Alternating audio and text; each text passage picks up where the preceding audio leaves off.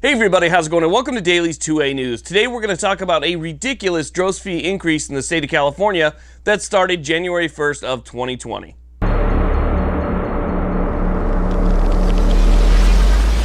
Now, if you've already purchased a firearm in the state of California in 2020, you may have noticed that it costs you a little bit more money, and that's because DROS fees have gone up as of January 1st of 2020, and they have gone up significantly, nearly 50% increase in the cost of a DROS.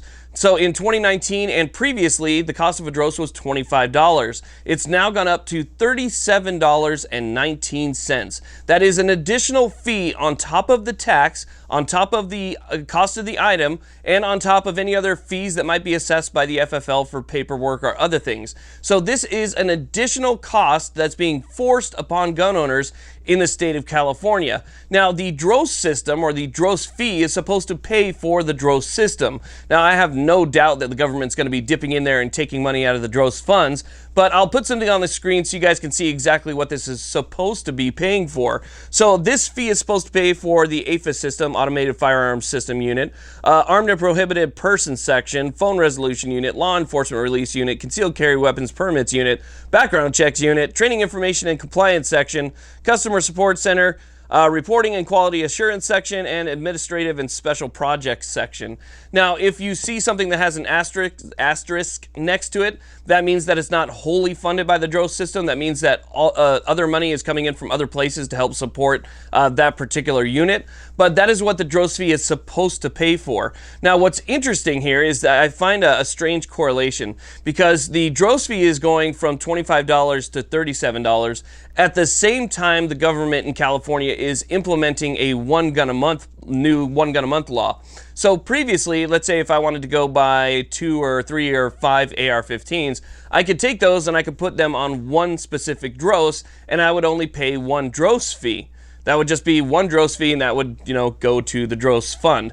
Now, if you go to California right now and you try and buy an AR-15 because it's a semi-automatic centerfire rifle, you can only buy one per month. That means that every month, if you want to buy a new one or a different one or a semi-automatic shotgun or a pistol or something like that, each time you go through that, you have to pay the DROS fee again. So instead of being able to acquire 5 or 6 firearms at one time on one DROS, each firearm that you put through the system has to pay that DROS fee. So this is, as you can see, another money grab and another way to punish firearm owners in the state of California.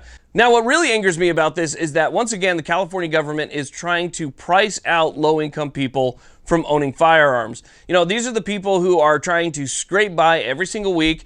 Every dollar has to be accounted for. Every dollar is already spent before it even shows up in your paycheck. You're trying to just make ends meet. And you know what? These are the people that live in neighborhoods where you're probably going to want something in your house to defend yourself. Where break-ins are common, burglaries are common, and there's need for these things. There's need for your Second Amendment right to be able to defend yourself, to be able to defend your home. And when every single dollar is accounted for, even though it might not seem a lot, it's only $12.19 extra. That's $12.19 extra that they don't have. So you're talking again about low-income people being priced out of their Second Amendment rights because the California government has no oversight and complete control of the Senate Assembly and the governor's office. And so this is essentially punishing them and pushing them out of their ability to defend themselves. And again, like I said, they might live in those neighborhoods that crime might be higher. So it's very important that they have something to defend themselves. Their lives are just as important